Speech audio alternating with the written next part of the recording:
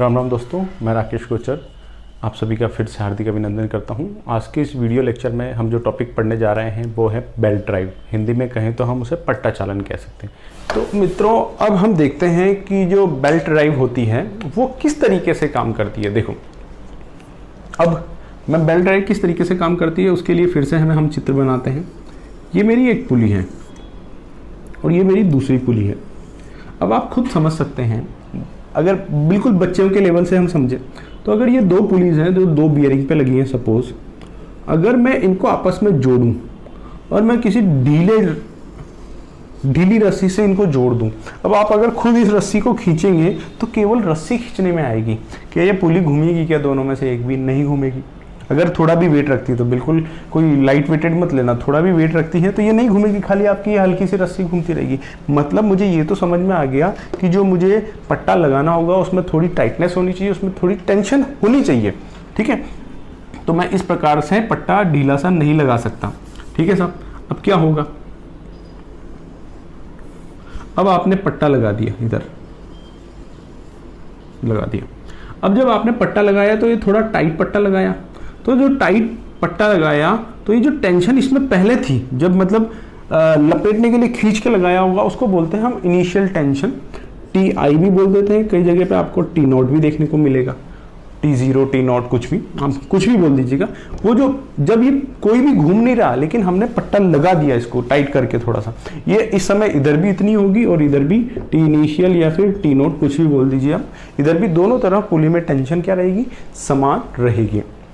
अब एक बार के लिए इसको भूल जाओ, T0 के लिए ये क्या था। अब मैंने बस ये कॉन्सेप्ट समझाया था आपको कि पट्टा लगा दिया और इसमें थोड़ी सी टेंशन है। अब अगर आप दोनों में से किसी एक पुली को भी घुमाओगे ना तो दूसरी पुली घूमेगी। ठीक बात है। अब हम स्टार्ट करते हैं कि साहब सपोज मेरी एक नंबर की पुली जो है वो ड्राइवर है, कोई सी भी ड्राइवर हो सकती है, कोई लफड़ा नहीं है, सिर्फ समझते जाओ। सपोज मेरी एक नंबर की पुली ड्राइवर है और ये घूम रही है क्लॉकवाइज मतलब घड़ी की दिशा में ऐसे घूम रही है। तो ये ऐसे घूम रही है तो ये यूं घूमेगी तो इस पट्टे को खींचेगी। साहब इसने ये इधर से ही पट्टा खींचा। अब पट्टा खींचा तो पट्टा खींचने के कारण ये पट्टा इधर आ रहा है, तो ये पट्टा इसको खींच के लाएगा पूरी पुली को, इस पुली को ये घुमाएगा, इस पुली को ये घुमाएगा। तो मतलब इस पट्टे में टेंशन है, इस पट्टे में दबाव है, इस पट्टे में टेंशन है, तो इसको तो बोलेंगे हम, इधर टेंशन को मैं रिप्रेजेंट करूंगा T1 इस साइड को। ठीक है, अब ये टेंशन क्यों है? क्योंकि जहां से सरफेस इसका स्टार्ट हुआ कॉन्टेक्ट एरिया, वहां से जहां तक कॉन्टेक्ट एरिया खत्म हुआ, यहाँ पे पूरा फ्रिक्शन के कारण ये क्या कर रहा है? पुली नंबर 2 को घुमाने की कोशिश कर रहा है, उसके कारण इसमें क्या होगी? टेंशन आ गई। अब इसमें टेंशन आने के कारण, इस पट्टे में टेंशन आने के कारण क्या होता है? इधर की टेंशन T1 जो पुरानी टेंशन थी उससे थोड़ी ज्यादा हो जाती है, अब ये जो T2 है, अब ये वाला जो सिरा है, जैसे ही इसने इधर घुमाया, अब ये घुमा के पूरा यहां से, अब ये ड्राइवर ने पूरा ये घुमा के यहां तक इसको छोड़ दिया। अब ड्राइवर का पूरा ध्यान है कि इस पॉइंट से इसको खींचूं, मैं इस पट्टे को खींचूं। इधर छूटने पे ड्राइवर का कोई एनर्जी नहीं लग रही, पूरी एनर्जी कहां लग रही है? इधर। तो इधर इसने पट्टा छोड़ दिया। ठीक है, ड्राइवर ने इधर ये पट्टा चल रहा है अपने, तो ये पट्टा आमतौर पर आप देखेंगे ये ऐसे नहीं रहता, ये यहाँ पे थोड़ा सा झूला हुआ सा रहता है। और अगर आपको मेरी बात ये समझ में नहीं आ रही है तो आप साइकिल की चेन का उदाहरण सबसे बढ़िया है। आप साइकिल की चेन देखेंगे तो वहाँ पर जब पेडल मारते हैं, साइकिल की चेन का उदाहरण मैं बताऊँ, ये पीछे का पहिया है, ठीक है, और ये चेन लगी हुई है। आप जब इसमें पेडल मारते हैं, पेडल कैसे मारते हैं? हम ऐसे, ठीक है, ये आगे हैंडल है, ये आगे का पहिया है, यहाँ पर आप पेडल मार रहे हैं, ठीक है, ये पेडल मार रहे हैं इस दिशा में, और यहाँ पे पीछे का पहिया लगा पड़ा है। तो जब आप साइकिल चला रहे होंगे तो आप इसको मारेंगे तो ये वाली चेन तो टाइट रहती है क्योंकि ये ऐसे घूम रहा है, लेकिन ये वाली चेन क्या होती है? ढीली पड़ी रहती है। कभी हमने हाथ से भी लगा के देखा, इसमें ढीलापन महसूस नहीं होता, इसमें होता है। लेकिन वहीं अगर आप इसको रिवर्स कर देंगे ना तो ये भी ढीली हो जाती है। ठीक है, तो वही वाली बात है कि चालक जिस तरफ से खींच रहा होता है वो टाइट साइड होती है, और जिस तरफ से उस चेन को या पुली को छोड़ा जाता है वो स्लैक साइड होती है, ढीली साइड होती है। तो ये वाला जो यहाँ पर की जो ये बेल्ट होगी वो क्या होगी? थोड़ी सी लूज होगी। ठीक है ना, तो मतलब मैं ये कह सकता हूँ कि इस साइड की तुलना में इधर जो टेंशन होगा वो कम होगा। इधर T2 बोल देता हूँ मैं, ठीक है, T2 बोल देता हूँ, इसको T2 बोल दिया। तो ये वाली कौन सी है? मेरी टाइट साइड, और इसको बोलते हैं स्लैक साइड, ये ढीली साइड भी बोला जाता है इसको, ठीक है। टाइट साइड, स्लैक साइड हो चुकी है हमारी। अब इस प्रकार से मेरी पुली चलती है। अब अगर आप समझ सकते हैं, अगर इस पुली की डायरेक्शन ऐसे ना होकर के ऐसे होती तो ये पुली इसको खींच रही होती तो ये टाइट साइड हो जाती, ये ढीली साइड हो जाती। समझ में कोई व्यवधान नहीं है। इसी प्रकार से अगर ये क्रॉस भी होती, क्रॉस पुली भी होती तो उसमें कोई कंफ्यूजन नहीं होना चाहिए। ये ऐसे चल रही है तो इसको खींच रही है, इसको खींच रही है तो ये वाली साइड जो होगी ना ये टाइट साइड होगी। और ये कैसे घूमेगा साहब, ये ऐसे जा रहा है, ऐसे जा रहा है, तो ये ऐसे जाने के कारण ये ऐसे घूमेगा। और ये वाली साइड जो होगी ये क्या सी होगी, ढीली साइड होगी, ठीक है। इस बात में कोई दिक्कत नहीं है। अब इस बात को समझो आप क्या होगा। अब जो ये खींच रहा है पट्टा नंबर 1 के, मतलब एक घिरनी पर लिपटे के कारण जो पट्टा दूसरे नंबर की घिरनी को घुमा रहा है, वो कैसे घुमा रहा है, क्योंकि इतने एरिया में यहाँ से लेके यहाँ तक जब इसका सरफेस कांटेक्ट स्टार्ट हुआ तो वहां पर जो फ्रिक्शन था, भाई पट्टा खींचना चाहता है लेकिन पट्टा किस पर चिपटा हुआ है, पट्टा चिपटा हुआ है कि मेरी जो पुली की सरफेस पर। अब पुली की सरफेस और इस पट्टे के मध्य क्या है, घर्षण है। तो पट्टा तो आगे आना चाहता है लेकिन घर्षण उसको आगे नहीं जाने देता। तो पट्टा क्या करता है, इस घर्षण के कारण पुली को ही आगे ले आता है। ऐसे ही तो घूम रही है मेरी पुली। भाई आप समझो कि ये आपकी पुली है, ठीक है, और ये यहाँ पर इस पर लगा हुआ है पट्टा। अब मैं खींच रहा हूं पट्टे को, तो पट्टा तो आगे जाना चाहता है लेकिन इन दोनों के मध्य में क्या है, घर्षण है, फ्रिक्शनल सरफेस है। तो इन दोनों को, इसको छोड़ना नहीं चाहती फ्रिक्शनल सरफेस फटाफट। तो क्या करता है, पट्टा अपने साथ साथ पुली को भी ले आता है और पुली मेरी घूम जाती है। लेकिन कभी मान लो 2 नंबर पर लोड बहुत ज्यादा है, मतलब 2 नंबर की पुली को घुमाना आसान नहीं है, उस पर लोड बहुत ज्यादा है। तो उस केस में क्या होगा साहब कि उस पर लोड बहुत ज्यादा है, तो पट्टा इधर से खींच रहे हैं तो पट्टे को तो खींचना ही है, लेकिन वो 2 नंबर की पुली को घुमाना आसान नहीं है, आसान नहीं है। तो फ्रिक्शन भी कब तक काम करेगा, भाई फ्रिक्शन की भी तो एक लिमिट होती है ना। उस लिमिट के बाद अगर फ्रिक्शन इतना ज्यादा हो जाएगा कि पुली 2 तो घूम नहीं पा रही और 1 नंबर घुमाने से रोकेगा नहीं, वो तो पट्टे को खींचेगा ही सही। तो पट्टा क्या हो जाता है, अकेला ही खिंच जाता है, अकेला ही खिंच जाता है। तो ये बिना पुली को घुमाए जो पट्टा खुद खिंच गया, इसको बोलते हैं हम स्लिप। क्या बोलते हैं, इस घटना को स्लिप बोलते हैं, मतलब पट्टे का स्लिप हो जाना।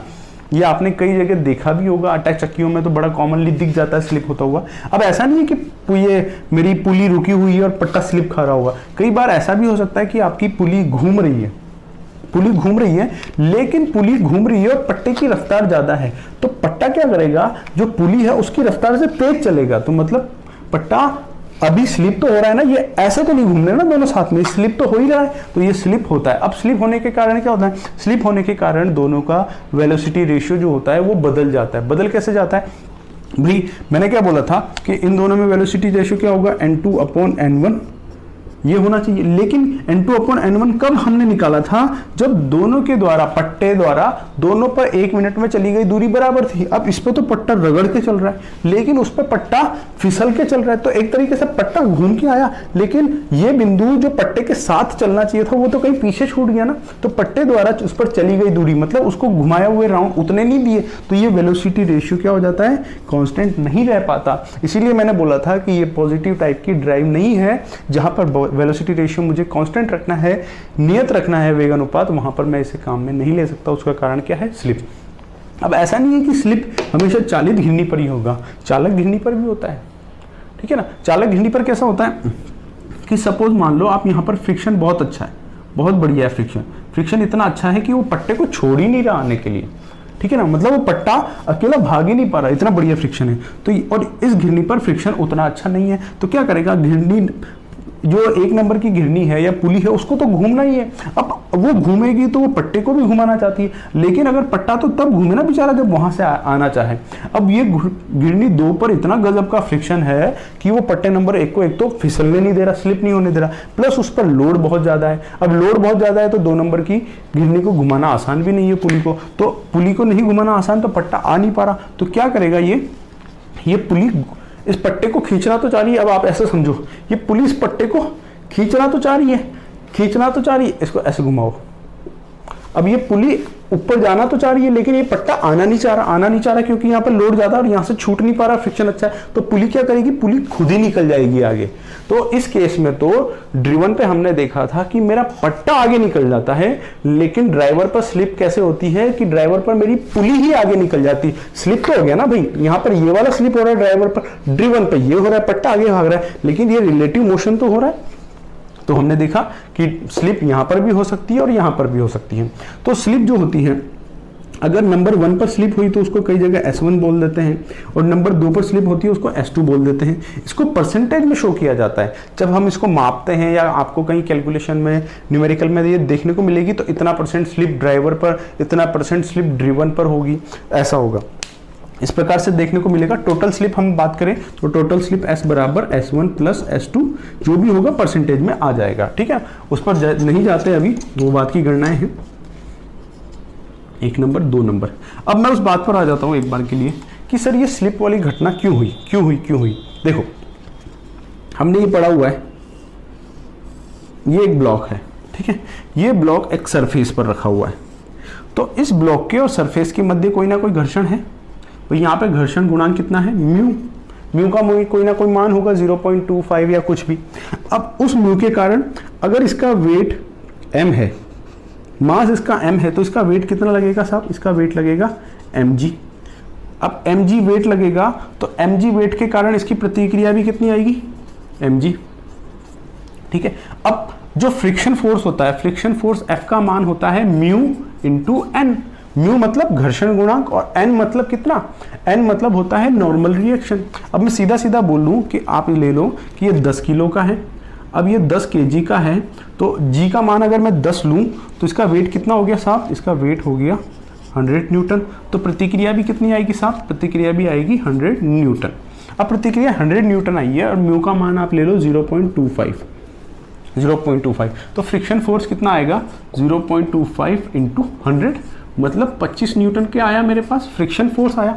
FR लिख दूं। अब फ्रिक्शन फोर्स कब काम करता है, आप देखो, बस मैं यहाँ पे ऐसे लिख रहा हूँ कि फ्रिक्शन फोर्स आ गया मेरे पास 25 न्यूटन। अब फ्रिक्शन फोर्स कब काम करेगा, अभी थोड़ी काम करेगा। फ्रिक्शन फोर्स ये डब्बा पड़ा है, नहीं काम करेगा। फ्रिक्शन फोर्स कब काम करेगा, जब आप मोशन कराना चाहोगे, रिलेटिव मोशन। अब सपोज मान लो मैंने इधर से फोर्स लगाया 5 न्यूटन का, ये डब्बा हिलेगा क्या, ये डब्बा नहीं हिलेगा। क्यों, क्योंकि आप जिस दिशा में गति कराना चाहते हैं उसके विपरीत दिशा में फ्रिक्शन फोर्स काम कर रहा है। कितना काम कर रहा है फ्रिक्शन फोर्स, 25 न्यूटन नहीं, 5 न्यूटन, क्योंकि बैलेंस है ना, हिला ही नहीं, न इधर से उधर गया ना उधर से उधर गया, मतलब परिणामी 0 है। और फ्रिक्शन फोर्स कैसे काम करता है, इधर से आप ले लो फ्रिक्शन फोर्स, इधर तो आप ले लो फ्रिक्शन फोर्स, इधर आप ले लो अप्लाइड फोर्स, F बोल देता हूँ। जैसे जैसे आप फोर्स अप्लाइड करते जाते हो आपका फ्रिक्शन फोर्स भी उसी लिहाज से बढ़ता जाता है। और एक पॉइंट आता है जहाँ पे फ्रिक्शन फोर्स क्या हो जाता है आपका, लिमिटिंग, और इसको ही हम बोलते हैं म्यू एन। और इसके बाद में फ्रिक्शन फोर्स अचानक से कम हो जाता है और फिर कांस्टेंट बना रहता है, वो रोलिंग फ्रिक्शन आ जाता है या फिर मूविंग फ्रिक्शन आ जाता है। तो इसका मान है म्यू वन। तो इससे कम, ये जो म्यू एन वाली वैल्यू है ना, इससे कम पॉइंट बल लगाने पर फ्रिक्शन फोर्स का मान हमेशा उस बल के बराबर ही होगा। ठीक है ना। तो अगर आप 5 न्यूटन लगा रहे हो तो फ्रिक्शन भी कितना, 5 न्यूटन। अगर आपने 15 न्यूटन लगाया तो फ्रिक्शन भी कितना, 15 न्यूटन। अगर आपने 20 न्यूटन का बल लगाया तो फ्रिक्शन फोर्स भी कितना, 20 न्यूटन। अगर आपने 25 न्यूटन का बल लगाया तो फ्रिक्शन फोर्स भी कितना, 25 न्यूटन। लेकिन अगर आपने 26 न्यूटन का बल लगाया तो फ्रिक्शन फोर्स 25 न्यूटन से ज्यादा नहीं हो सकता, उसकी एक वैल्यू है, लिमिटिंग वैल्यू। तो फ्रिक्शन फोर्स कितना रह जाएगा, 25 न्यूटन। और ये अब एक दूसरे को निरस्त नहीं कर पाएंगे, ये रिजल्टेंट 26 माइनस 25 1 न्यूटन इधर आ जाएगा और ये 1 न्यूटन क्या करेगा, इसको हिला देगा डब्बे को। तो फ्रिक्शन फोर्स की वैल्यू एक्सीड होने के बाद आपका क्या होता है, रिलेटिव मोशन होता है, रिलेटिव मोशन होता है। उसी तरीके से अगर इसमें लोड ज्यादा है, जो शाफ्ट नंबर, पुली नंबर 2 पर जो शाफ्ट लगी हुई है, सपोज उसको घुमाना आसान नहीं है, उस पर लोड ज्यादा है, तो क्या करेगा आपका यहाँ पे ये सरफेस पे फ्रिक्शन ही तो काम कर रहा है ना, इस सरफेस पे फ्रिक्शन काम कर रहा है, प्लस आपने पट्टे को टाइट लगाया हुआ है, टाइट लगाया हुआ है मतलब उस पर कोई ना कोई रिएक्शन मिल रही है आपको N। तो इस फोर्स के कारण यहाँ पर फ्रिक्शन फोर्स पिक्चर में आ जाएगा, ये रिएक्शन है, ये कितना आ जाएगा, μn, आगे पिक्चर में μn। अब ये μn जो होगा उसकी भी तो एक लिमिटिंग वैल्यू होगी, होगी। अब आप इस पट्टे को ऐसे घुमाना चाहते हो, ऐसे खींचना चाहते हो। अब जब आप इस पट्टे को खींचना चाहते हो और ये पुली नहीं खींचना चाहती, तो तब तक तो ये क्या करेगा, अगर इसकी वैल्यू कम है, सपोज ये लिमिटिंग फोर्स यहाँ पे वही ले लेते हैं हम, 25 न्यूटन आ गया, तो आप 20 न्यूटन से खींचोगे, नहीं खींचेगा, 30 न्यूटन खींचोगे, नहीं खींचेगा। लेकिन ये भी नहीं घूम रही पुली भी अभी। लेकिन अगर आपके द्वारा खींचे गए फोर्स का मान अचानक से 26 न्यूटन हो गया और फ्रिक्शन फोर्स कितना था यहाँ पर, 25 न्यूटन था, तो क्या करेगा, ये 26 तो एक एक्सीड हो गया ना, तो ये पट्टे को खींच लेगा, ये यहाँ के फ्रिक्शन को ओवरटेक कर लेगा और इसके कारण ये जो घटना होगी इसका खींचकर आना पट्टे का, ये क्या कहलाता है, स्लिप। वही घटना इधर भी होती है ड्राइवर पर। ड्राइवर पर तो क्या होता है, पुली आगे निकल जाती है और ड्रिवन पर क्या होता है, पट्टा आगे निकल जाता है, ठीक है ना। तो ये घटना क्यों होती है, ये घटना तब होती है जब आपका T1 और T2 के मध्य, T1 क्या है, टाइट साइड में मेरे जो टेंशन थी रोप की या बेल्ट की वो, और T2 क्या था, स्लैक साइड में मेरे जो बेल्ट की टेंशन थी, उन दोनों के मध्य अंतर जब अधिक हो जाता है तो वो फ्रिक्शन फोर्स को एक्सीड करते हुए, उसको ओवरटेक करते हुए, उससे ज्यादा होते हुए क्या करता है, पट्टे को खींच लेता है, स्लिप करवा देता है, ठीक है ना। तो स्लिप का कारण क्या है, इन दोनों के मध्य अंतर अधिक हो जाना, ठीक है। यहां तक कोई दिक्कत नहीं है, हम स्लिप का कारण पढ़ चुके हैं। अब देखो वेलोसिटी रेशियो क्या होता है साहब, हमने वेलोसिटी रेशियो क्या पढ़ा था, हमने वेलोसिटी रेशियो पढ़ा था VR बराबर सर होता है N2/N1, दूसरे की स्पीड बटे पहले की स्पीड। अब मैंने इतना तो बता दिया कि साहब अगर S मतलब इसमें स्लिप हो रही है तो स्लिप के कारण वेलोसिटी रेशियो में फर्क पड़ेगा और उसमें कमी आएगी, ये मैंने बता दिया, क्योंकि घिरनियाँ ये पुलिस उतनी रफ्तार से नहीं घूम पाएगी क्योंकि स्लिप हो रही है। अब मान लो ये 100% है, ये कितनी है मेरी 100% है, तो इसमें कुछ ना कुछ कमी आएगी। अगर वो जो कमी आई उस कमी को मैं इसमें से माइनस कर दूं, उस कमी को क्या करूं, मैं इसमें से माइनस कर दूं, तो अब जो वेलोसिटी रेशियो रहेगा वो आ जाएगा स्लिप के केस में। तो वो क्या रहेगा, सपोज मेरा स्लिप है वो है S%, कितना है S%, तो परसेंटेज हटाने के लिए क्या करना पड़ता है, हमें बटे में 100 लगाना पड़ता है। लगाना पड़ता है कि नहीं लगाना पड़ता, पड़ता है सर। अब N2-N1 ये तो जैसे बोलते हैं ना, कोई जैसे किसी ने बोला साहब 5% क्या है, स्लिप है, तो 5% स्लिप है, तो स्लिप के कारण 5% वेलोसिटी रेशियो में कमी हो जाएगी, तो वेलोसिटी रेशियो कितना बचा, 95 बता।